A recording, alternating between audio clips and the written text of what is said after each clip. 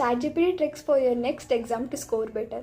First thing ಒಂದು ಟಾಪಿಕ್ನ ಅರ್ಥ ಮಾಡ್ಕೊಬೇಕು ಅಂತಂದರೆ ಆ್ಯಂಡ್ ನೀವು ಅದನ್ನು ಮುಂಚೆ ಯಾವತ್ತೂ ಓದೇ ಇಲ್ಲ ಅಂತಂದರೆ ಆ ಟಾಪಿಕ್ ನೇಮ್ನ ಟೈಪ್ ಮಾಡಿಬಿಟ್ಟು explain this topic like I am A 5 year old ಅಂತ ಹೇಳಿ.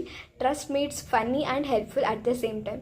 ಸೆಕೆಂಡ್ ಥಿಂಗ್ ಬಂದುಬಿಟ್ಟು ನಿಮ್ಮ ಹತ್ರ PPT ಅಥವಾ PDF ಇದೆ, ಆದರೆ ಅದನ್ನು ನೋಟ್ಸ್ ಫಾರ್ಮ್ಗೆ ಕನ್ವರ್ಟ್ ಮಾಡಬೇಕು ಅಂತಂದ್ರೂ ಅದನ್ನು ChatGPTನೇ ಮಾಡಿಕೊಡುತ್ತೆ. ಆ್ಯಂಡ್ ಇನ್ನೊಂದೇನಪ್ಪ ಅಂತಂದರೆ ನಿಮ್ಮ ಹತ್ರ ಕ್ವಶನ್ ಬ್ಯಾಂಕ್ ಇರುತ್ತೆ, ಅದಕ್ಕೆ answers ಬೇಕಿರುತ್ತೆ.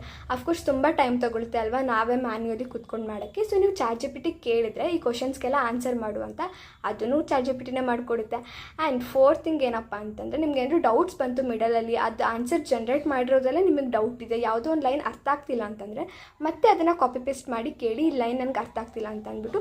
So don't worry, ChatGPT will not judge you. You can ask any doubts. Please don't think ಈ ಡೌಟ್ ತುಂಬ ಸಿಲ್ಲಿ ಆಗಿದೆ, ಇದು ಹೆಂಗೆ ಕೇಳೋದು ಅಂತ. ಇನ್ನೊಂದೇನಪ್ಪ ಅಂತಂದರೆ ಸಬ್ಜೆಕ್ಟ್ ಏನಾದರೂ 1 ಕ್ರೆಡಿಟ್ ಆಗಿತ್ತು, ಲೈಕ್ ಬರೀ MCQ ಮಾತ್ರ ಕೇಳ್ತಿದ್ದಾರೆ ಎಕ್ಸಾಮಲ್ಲಿ ಅಂತಂದರೆ ಆವಾಗ ನೀವೇನು ಮಾಡಬೇಕು, ChatGPT ಹತ್ರನೇ ಕ್ರಿಯೇಟ್ ಮಾಡಿಸ್ಬೇಕು. Create 50 MCQs on this topic ಅಂತ ಹೇಳಿದ್ರೆ ಅದು ಕ್ರಿಯೇಟ್ ಮಾಡಿಕೊಡುತ್ತೆ, ವಿತ್ ಆಪ್ಷನ್ಸ್ ಕೂಡ ಮಾಡಿಕೊಡುತ್ತೆ.